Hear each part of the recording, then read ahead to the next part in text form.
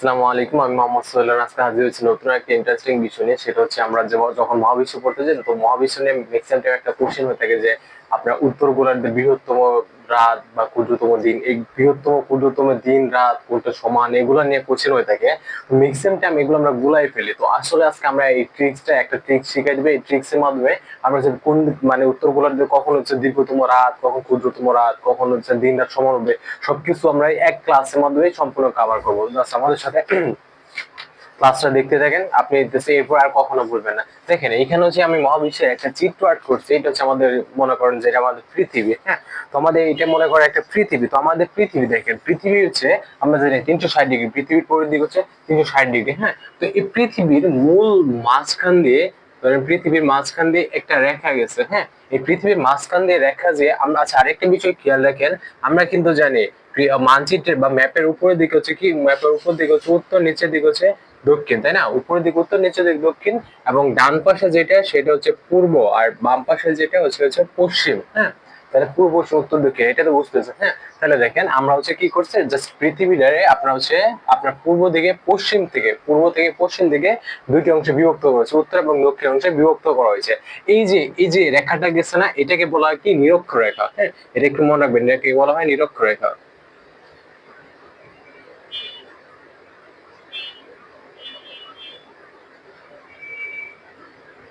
এটাকে বলা হয় নিরক্ষরেখা বা বিষুব রেখা বা ইকুয়েডর। হ্যাঁ, তো নিরক্ষরেখা, এটাকে নিরক্ষরেখা বলা হয়। আর নিরক্ষর দেখেন, এই পাশে গেছে পশ্চিম অঞ্চল আর এই পাশে গেছে পূর্বাঞ্চল। তো এই নিরক্ষর অঞ্চল, এই নিরক্ষর অঞ্চল, এটাকে যেমন হচ্ছে আরেকটা বলা হয় বিষুব অঞ্চল বা হচ্ছে ইকুয়েডর। হ্যাঁ, ইংলিশে যেটা বলে বিষুব অঞ্চলকে ইকুয়েডর বা নিরক্ষরকে ইকুয়েডর বলা হয়। তো ইকুয়েডর কিন্তু একটা দেশের নাম। ইকুয়েডর যদি আমরা দেশ হিসেব করি, ইকুয়েডর কিন্তু হচ্ছে কি দক্ষিণ আমেরিকা একটা দেশের নাম। হ্যাঁ, তো এই নিরক্ষরেখার উপর ভিত্তি করে দুইটা দেশের নাম রাখা হয়েছে, একটা ইকুয়েডর আর একটা হচ্ছে আপনার হচ্ছে পূর্ব পূর্ব গিনি। হ্যাঁ, এটা একটু মনে রাখবো। এবার হচ্ছে পূর্ব গিনি আর এবার দক্ষিণ হচ্ছে ইকুয়েডর। জাস্ট এটা একটু খেয়াল রাখবো। জাস্ট এই পূর্ব গিনি এবং দক্ষিণ হচ্ছে ইকুয়েডর। তো আবার আরেকটা বিষয় খেয়াল রাখেন যে এটা জানলাম না কি, এটা হচ্ছে নিরক্ষরেখা বা বিষুব রেখা। হ্যাঁ, আবার ঠিক এর হচ্ছে একটু নিচ দিয়ে, এই যে এটা ধরেন,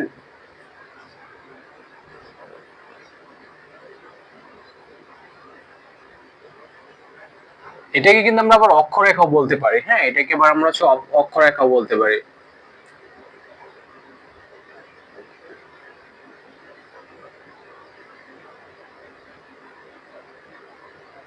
এটাকে আমরা আবার অক্ষরেখাও বলতে পারি। অক্ষরেখা বলতে মানে আপনার এই যে যেগুলো হচ্ছে আপনার ধরুন হেলানো অবস্থা থাকবে, সম্পূর্ণ গুলো হচ্ছে অক্ষরেখা, মানে কি অক্ষ বরাবর ভাগ করা হয়েছে, সেগুলোকে অক্ষরেখা বলা হয়। হ্যাঁ, আর আমরা যেগুলো মানে সোজাসুজি দাঁড়ানো থাকবে সেগুলো হচ্ছে দ্রাঘিমা রেখা বলা হয়। তো অক্ষরেখা, দ্রাঘিমা রেখা এটা আমরা সামনে একটু বলবো। তো এইটুকু বুঝেন, এটা হচ্ছে আমরা কি জানি, এটা হচ্ছে 0 ডিগ্রি ক্ষেত্রে, এটা হচ্ছে 0 ডিগ্রি বরাবর করা হয়েছে। হ্যাঁ, মূল মধ্যরেখা। আর এই যে আপনার এই পাশ দিয়ে গেছে হচ্ছে 23 ডিগ্রি, 23.5 ডিগ্রি উত্তর দ্রাঘিমা। হ্যাঁ, উত্তর অক্ষাংশ। আরেকটা হচ্ছে 23 ডিগ্রি, এটা হচ্ছে আপনার উত্তর অক্ষাংশ, আর হচ্ছে দক্ষিণ অক্ষাংশ। এটা একটু মনে রাখবো, কারণ এটা তো আপনার উপরে, আমরা উপর অংশ দেখতেছি উত্তর, নিচে অংশ দক্ষিণ, তাই না? এটা হচ্ছে নিরক্ষরেখা, মূল মধ্যরেখা। মূল মধ্যরেখার নিচে হচ্ছে 23 ডিগ্রি। এই যে আমরা 23.5 ডিগ্রি দক্ষিণ এবং 23.5 ডিগ্রি উত্তর দেখতেছি, এই উত্তরে যেটা, এটাকে বলা হয় টপিক অফ ক্যান্সার বা কর্কটক্রান্তি রেখা। আর নিচে যেটাকে বলা হয় টপিক অফ কপসিকাস বা এটা হচ্ছে আপনার মকরক্রান্তি রেখা। তো দেখেন, কর্কটক্রান্তি আর মকরক্রান্তি আমরা দেখতেছি না, কর্কটক্রান্তি আর হচ্ছে মকরক্রান্তি, আমরা দুইটা তো এখন বুঝতে পারছি না। আসলে আপনার হচ্ছে দিন রাত যে এক একটা, ধরো উত্তর গোলার্ধে ধরেন দীর্ঘতম রাত হচ্ছে, দক্ষিণ গোলার্ধে ক্ষুদ্রতম দিন হচ্ছে, এইটার পিছনে মূলত এই যে এদিক দিয়ে একটা বায়ু প্রবাহিত হয় এবং হচ্ছে এইখান থেকে আপনার যেমন, এটা যদি আমরা ধরেন সূর্য ধরি বা কেন্দ্রবিন্দু ধরি, এইখান থেকে একদম এই যে আমরা 23.5 ডিগ্রি দক্ষিণ দ্রাঘিমা যে অক্ষরেখা যেটা, এটাতে আপনার হচ্ছে মানে সূর্যটা একদম 90 ডিগ্রি অ্যাঙ্গেলে সূর্য কিরণ দেয়। হ্যাঁ, ঠিক এরকমই এখানে হচ্ছে 90 ডিগ্রি অ্যাঙ্গেলে সূর্যটা কিরণ দেয়। এটাকে বলা হয় 23 ডিগ্রি দক্ষিণ অক্ষাংশ এবং উত্তর অক্ষাংশ 23.5। হ্যাঁ, এটা আমরা কি জানি, নিচে যেটা হচ্ছে দক্ষিণ অংশ সেটাকে হচ্ছে মকরক্রান্তি বলা হয়, যেটা উত্তর থাকে এটা হচ্ছে কর্কটক্রান্তি বলা হয়। কর্কটক্রান্তিকে বাবার হচ্ছে কি বলা হয়, টপিক অফ ক্যান্সার। আর টপিক অফ ক্যান্সারে কিন্তু বাংলাদেশ অবস্থিত। হ্যাঁ, এই বাংলাদেশ তাহলে কোথায়? বাংলাদেশ হচ্ছে এইখানে অবস্থিত। এইটা বাংলাদেশ হচ্ছে এই জায়গায় অবস্থিত, কারণ বাংলাদেশ হচ্ছে, আচ্ছা বাংলা আমরা তো জানি পৃথিবীকে আবার হচ্ছে 360 ডিগ্রি ভাগ করা, 360 ডিগ্রি টোটাল পরিধি, এবং এটার ভাগ করা হয়েছে সময় নির্ধারণ করার জন্য।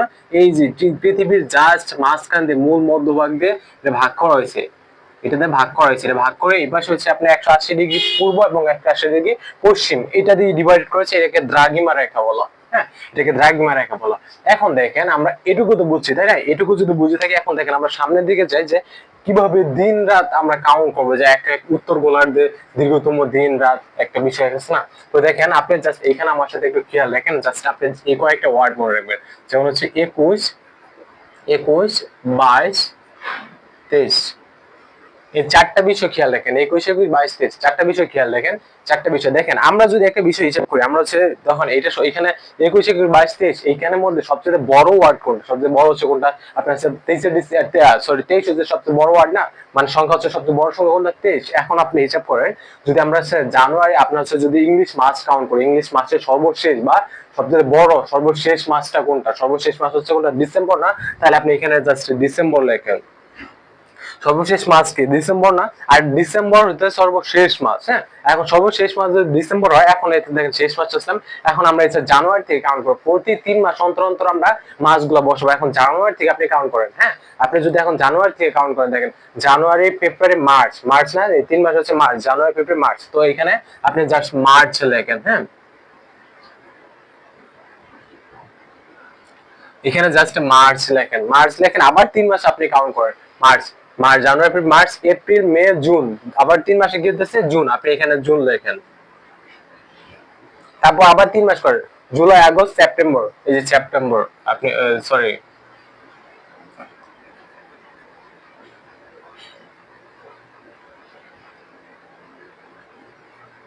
সেপ্টেম্বর। হ্যাঁ,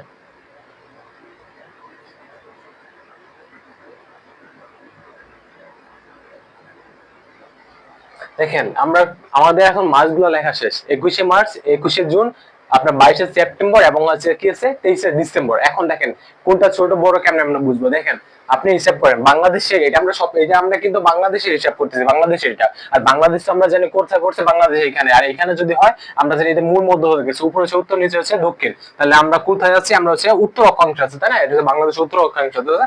তো আমরা হচ্ছে উত্তর অক্ষাংশ নিয়ে মূলত দিন রাতটা হিসাব করতেছি। এখন দেখেন আপনার হচ্ছে 21শে মার্চ, 21শে জুন, 22শে সেপ্টেম্বর এবং 23শে ডিসেম্বর লিখছি এখানে, তাই না? এখন আপনি একটা বিষয় খেয়াল করেন, আপনি বাংলাদেশে দেখেন, আমরা যখন নিচের দিকে আসি 23শে ডিসেম্বর। এখন দেখেন ডিসেম্বর মাস কি মূলত শীতকাল না? শীতকাল, তো ডিসেম্বর মাস যদি শীতকাল হয়, আমরা জানি ডিসেম্বর, জানুয়ারি, ফেব্রুয়ারি 3টা মাস মোটামুটি শীতকাল।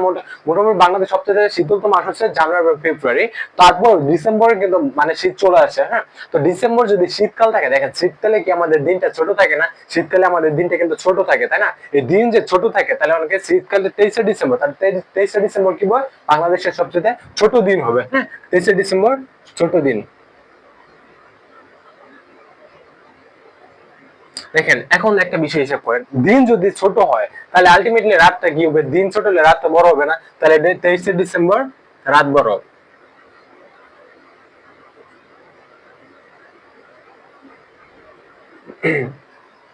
বুঝছেন? 23শে ডিসেম্বর রাত বড়, তাহলে হচ্ছে কি 23শে ডিসেম্বর দিনটা হবে ছোট এবং রাতটা হবে বড়।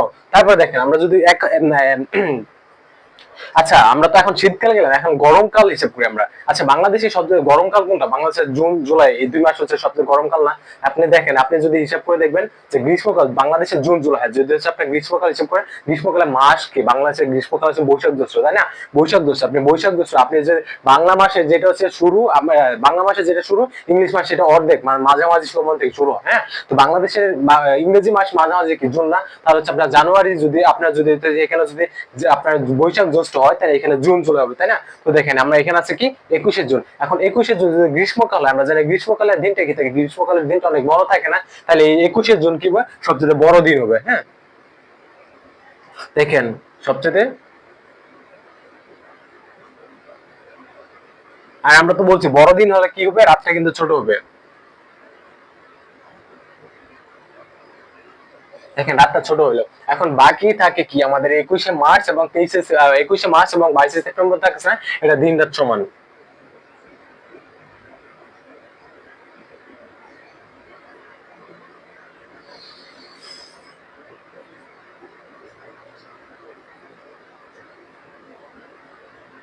এটা দিন রাত কি থাকবে, এটা দিন রাত হচ্ছে সমান থাকবে। দেখেন আমরা কত ইজি হচ্ছে, আমরা দিন রাত ছোট বড়, এটা কিন্তু আমরা উত্তর উত্তর অক্ষাংশ লিখছি তাই না, এটা হচ্ছে উত্তর অক্ষাংশ লিখছি। এখন এইটা আপনি যদি দক্ষিণ গোলার্ধে যান, দক্ষিণ গোলার্ধে গেলে জাস্ট এইটা হচ্ছে বিপরীত অংশটুকু হয়ে যাবে। হ্যাঁ, তো আজকে ভিডিওটা আমাদের মূলত এই পর্যন্ত ছিল। যদি ভালো লাগে অবশ্যই লাইক কমেন্ট শেয়ার করবেন এবং বন্ধুদের মেনশন করে জানিয়ে দেবেন। সবাই ভালো থাকবেন, সুস্থ থাকবেন, আসসালামু আলাইকুম।